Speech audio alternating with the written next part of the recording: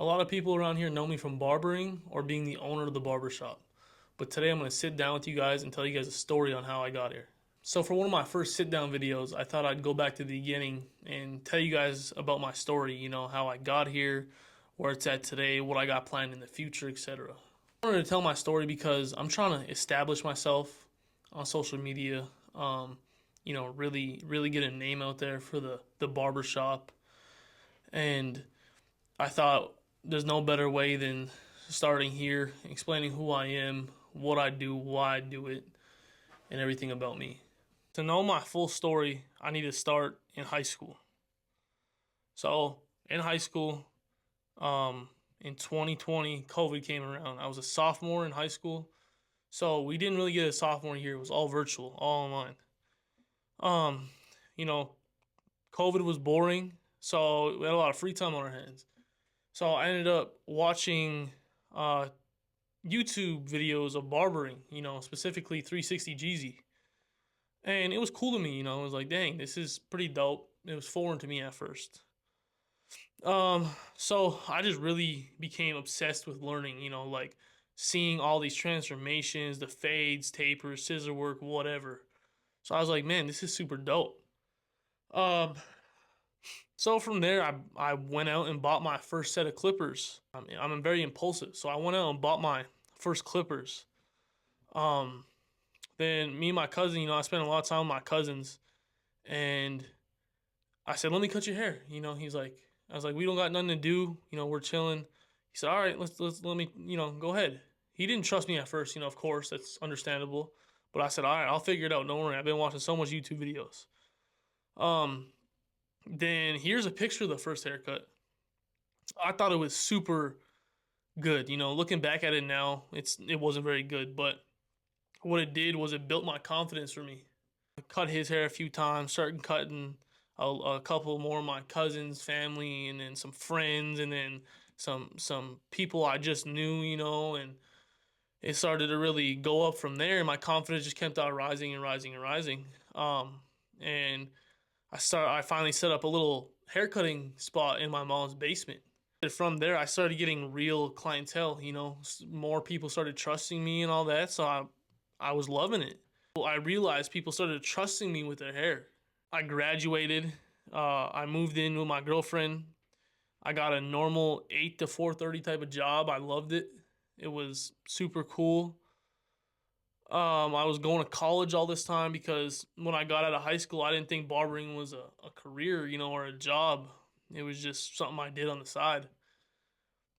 So I thought to myself, hey, I'm gonna go to college for psychology, and went to college for a little over a year and a half, and then I finally had to start paying for college, and I seen the first bill that was due. I went to University of North Dakota, and I had one semester left, and that semester was gonna cost me like 13 grand.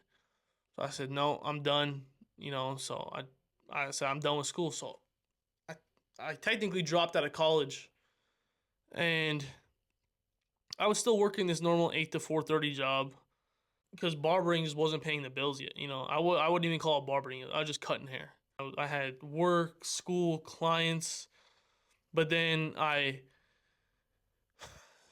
started believing something was bigger in mine. Just this wasn't.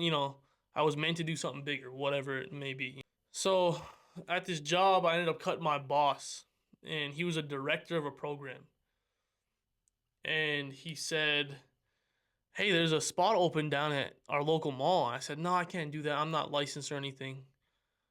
He said, okay, that's fine. I just thought I'd let you know. And then I did a little bit of research. I find out you don't need to be a licensed barber on my reservation to cut hair. All you need is a tribal business license to cut legally. I found that out. Gave him a call. I said, hey, is that spot still there? He said, yeah, it's still here. You want it? I'm like, yeah, I'll take it. So the next day I went and got my tarot license, and I went, I seen the spot. I went there. I started renovating, painting and all that, cleaning it up. And during this time I put a sign on the window, and it's in the same building as a post office. So lots of people go through there every day. I said, KC Barbershop coming soon. That was my name at first. This was in 2022, right after I graduated high school. I live in a small town, so people are super excited about anything new. All through high school, I probably gained 20, 25 clients. And then early 23, I I opened my first barbershop, KC Barbershop. That's what it was called at first. And I loved it, every second of it. I mean, it was just the greatest thing I ever did. You know, running my own business, making tons of money, meeting tons of new people.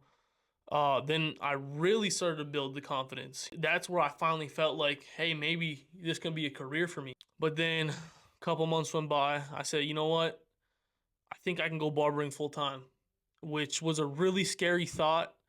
It was super nerve wracking, and I'm thinking like, hey, maybe we'll see. My girlfriend really wasn't on board with it. Um, after, she was just looking out for the best of us. She wasn't really on board. I don't think we can. I don't think it's a smart idea. But I quit my job anyways. A big risk. It was very scary. Then from there, I had no choice but to learn. So I learned a lot about business and client retention and giving actual good haircuts, whatever. That was probably one of the biggest leaps I've ever taken. I mean, quitting your full-time job to do something, to chase something you love could be very scary, but it's worth it 100%. And then me and my girlfriend, we talked about moving, and I said, "Hey, it's always been a dream of mine to move to Arizona." So we packed up our bags in 2024 and we took off to Arizona. It was a fresh start. I loved it. It's somewhere I always wanted to be. New people, new experience, whatever. I couldn't find a job at all. I was trying to find a decent job, decent paying job. I could not find it. I went and got a haircut, and I went to this barbershop called Quick's Barbershop. I went and got a haircut. I got a haircut by the owner. His name is Mike. And Mike was super dope right off rip. He ended up, I said, hey, I'm a barber. I'd love to work. I need to find some work. He said, okay, let me see your license. I said, nah, I don't have a license. I said, I have a business license on my res. And he said, well, let's check that out. Didn't work. He said, you know what, I'll give you a chance.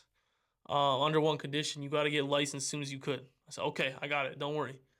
There's some barbers there that one ended up having a textbook for me. I said, hey, can I use your textbook to study for the barber test? Yeah, here it is. I ended up going to take my test, passed them. Everything was going good.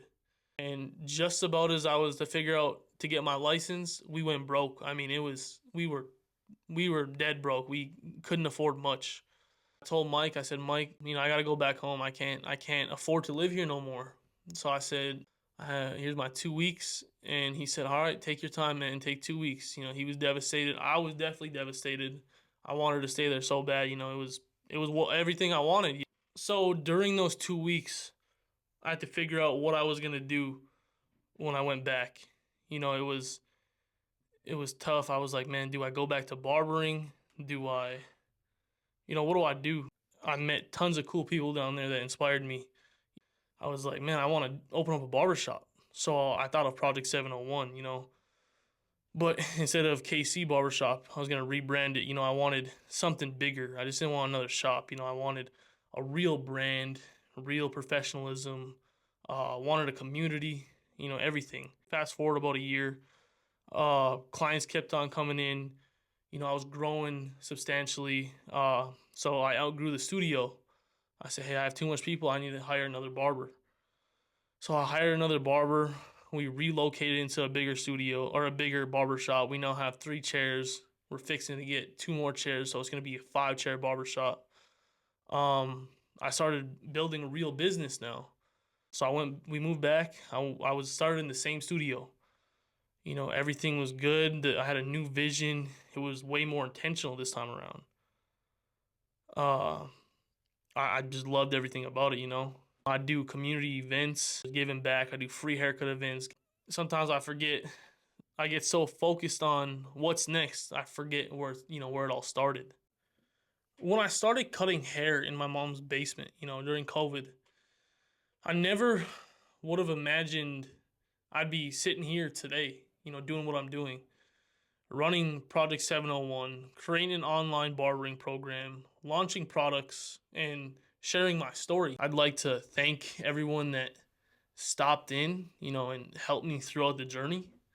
It was, so much people helped me out, my family, friends, mentors, whatever. My mom, dad, grandma, my fiance. Without them, this wouldn't have been possible. It's all because of them. I'm able to sit here and do things that I love every day. Looking back, it's just been an incredible journey. But I think we're just getting started. And now I'm inviting you to follow the journey on, what's next. So.